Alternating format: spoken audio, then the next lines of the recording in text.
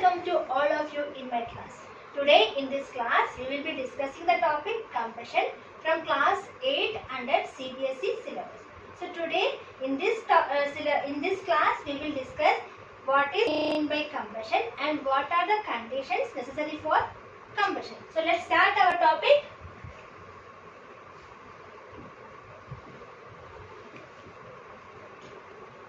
Combustion. Okay, so combustion is a basic thing that you observe in our daily life. For example, in kitchen when your mother prepares food, she either uses LPG stoves or kerosene stoves. And during prayer time we light diyas, candles, agarbattis. During Diwali we use firecrackers. So these all are different types of combustion that we observe in our daily life. So let's define combustion. Combustion is a chemical reaction that happens only in the presence of oxygen. During this process, a substance is burned. Okay, so during combustion, a substance is burned in the presence of oxygen with the evolution of heat and light. Okay, so we can define combustion as a process of burning of a substance in presence of oxygen with the evolution of heat and light. Okay, that is when we light a candle we get heat and light. When we use LPG, when your mother switch on the LPG stove, then here also heat and light is there. So during combustion the substance is reacted with oxygen and we get heat and light. Clear? So combustion can be defined as the process of burning of a substance in presence of oxygen with the evolution of heat and light. Okay, so combustion is a chemical reaction and in this reaction energy is released in the form of heat and light. Now let's take different types of examples. For example, I am taking paper. Now I have stone, then I have clothes, then I have iron rod. Okay, now tell me, is it possible to burn a piece of paper?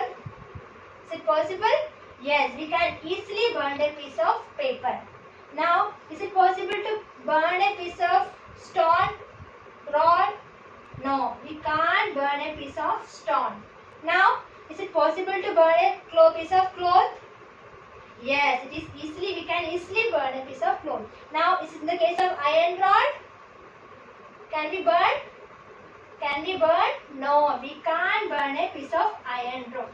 So, this paper and clothes that can be burned easily are known as combustible substance. That is known as combustible substance, and the substance which cannot be burned are known as non-combustible substance.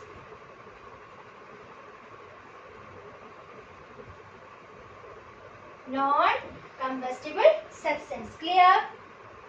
Now, let's see what will be the product of combustion. Okay, so during combustion we use different types of fuels like petrol or kerosene or diesel or candle. Okay, so these all are basically hydrocarbons. These are basically hydrocarbon. That is, hydrocarbon means a compound made by hydrogen and carbon. Okay, in a hydrocarbon, hydrogen and carbon is present. Okay, so during combustion, if there is enough oxygen present, okay, if there is enough oxygen, then carbon dioxide is formed. That is, if there is enough oxygen, if there is sufficient amount of oxygen, then complete combustion takes place and carbon dioxide is formed. If there is no sufficient amount of oxygen, then incomplete combustion takes place and carbon monoxide is formed. Okay, so oxygen, then complete combustion takes place and carbon dioxide is formed. And if there is no sufficient amount of oxygen, then carbon monoxide is formed. Okay, now let's see what are the conditions necessary for combustion. Okay, so the conditions, first we can say there should be any combustible substance. If there is no combustible substance, no combustion will take place. So we can say the presence of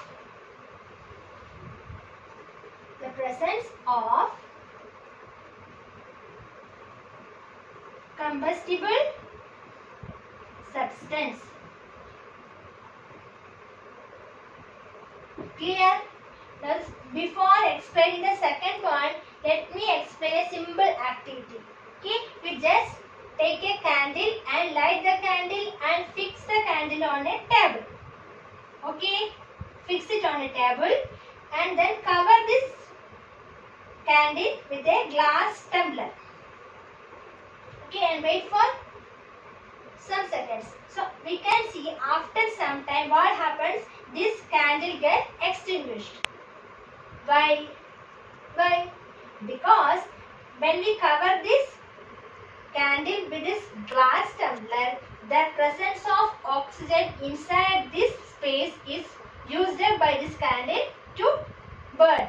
So when the amount of oxygen is finished, when there is no oxygen present inside this glass tumbler, this candle gets extinguished. So we can say that the presence of oxygen is essential for combustion. So here oxygen works as a supporter of combustion. So the second point is presence of supporter of combustion.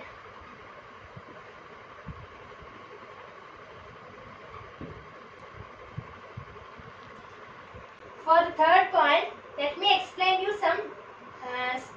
some different activities. For example, if you want to burn a piece of paper, we can easily burn a piece of paper. Now, just after that, if we want to burn a piece of cloth, at first we have to heat the cloth. Then after 1 second, after some time, then only the cloth will burn. If we want to burn a piece of wood, then what happens? We have to heat the wood for some time. Then only this wood will catch fire. So we can see that different types of objects takes different time to catch fire. Okay. So for burning a substance, first we have to heat the substance up to a minimum temperature. Then only that substance catches fire. So this is the temperature at which a substance has to be heated to catch fire. Okay, so this temperature is known as ignition temperature. So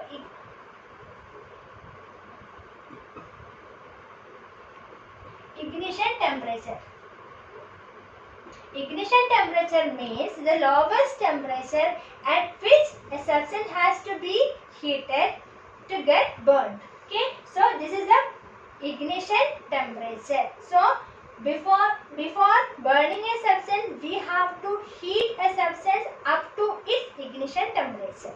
Okay, so if the ignition temperature is lower, then the substance will catch fire very fast. And if the ignition temperature is higher, then we have to apply heat to substance for some more time. We have to apply more heat to that substance to get it burned. Okay. So the third point is